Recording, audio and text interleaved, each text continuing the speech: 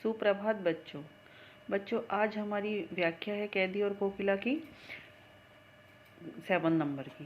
काली तू रजनी भी काली, तिस पर है गाली है ए आली। तो यहाँ लेखक कोयल से कह रहे हैं कि मुझे तो यहाँ सारी चीज़ें काली लग रही हैं। जैसे प्रसंग वही है कि प्रस्तुत पंक्तियाँ कवि माखनलाल द्वारा रचित कैदी और कोकिला से ली गई हैं। इसमें व्याख्या देखिए। कवि कोयल से कहता है कि हमारे जीवन में दुख रूपी काली ही काली रातें हैं। सभी स्वतंत्रता संग्राम रूपी नायकों की तरफ से कवि कहता है कि कोयल तू भी काली है और ये दुखों की रात भी काली है। जिस कोठरी में हम रहते हैं उसकी दीवारें भी काली है, आसपास चलने वाली हवा भी काली है। इस तरह से यहाँ कवि जब कैदी के रूप में है तो वो कोयल से अपनी दुख प्रकट करके सारी बातें करता है। नेक्स्ट देखिए। इस काले संकट सागर पर क्यों कर हो तैराती कोकिल बोलो तुम। तो प्रसंग सबका समान ही रहेगा, सभी सेम रहेगा। कवि कोयल से कहता है कि तुम स्वतंत्र होने के बाद भी आधी रात में संकट रूपी कारागार के आसपास मंडराकर अपनी मधुर ध्वनि स्वतंत्रता की भावना जागृत करने वाले गीत क्यों गाती हो।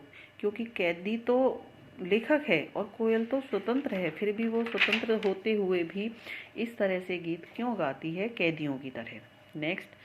तुझे मिली हरियाली डाली, और उसकी जैसे लास्ट जो लाइन है, बजा रही तिस पर रणभेरी। प्रस्तुत पंक्तियां वही हैं प्रसंग में।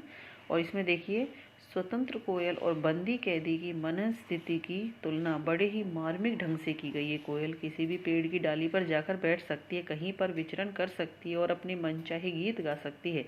वहीं कैदी अंधकार रूपी उसी 10 फुट के कमरे में जो काली दीवारें हैं वहीं पर रहकर कुछ नहीं कर सकता। सिर्फ उन जो जैसे ये कोयल के मधुर गान को सभी पसंद करते हैं, लेकिन जो कैदी है अगर वो रोए तो उसका रोना भी किसी को पसंद नहीं आता। इस तरह से यहाँ दोनों की तुलना की गई है। नेक्स्ट और लास्ट है ये। इस हुकृति पर प्राणों का आसव किसमें भर दूं। प्रस्तुत पंक्तियाँ कैदी और कोकिल से ली गई हैं। अंदर स्वतंत्रता की प्रबल भावना को दिखाया है। जहां कोयल अपने जोशीले गान से देशवासियों में विद्रोह की जागृत कर रही है, वहीं कैदी स्वतंत्रता के लिए लगातार अंग्रेजी सरकार की यातनाएं झेलते हैं, सहन कर रहा है। इसलिए कवि ने यहाँ कोयल की आवाज़ को कैदी के रूप में आज़ादी का संदेश बताया है। तो इस तरह से बच्चों आपको ये इस चैप्टर की व्याख्या पूरी करनी है अपनी सुंदर हैंडराइटिंग में, अपनी हिंदी की नोटबुक में। इनको ध्यान से पढ़ेंगे, समझेंगे। आपकी 3rd यूटी आने वाली हैं तो आप कोई लापरवाही नहीं करेंगे। धन्यवाद।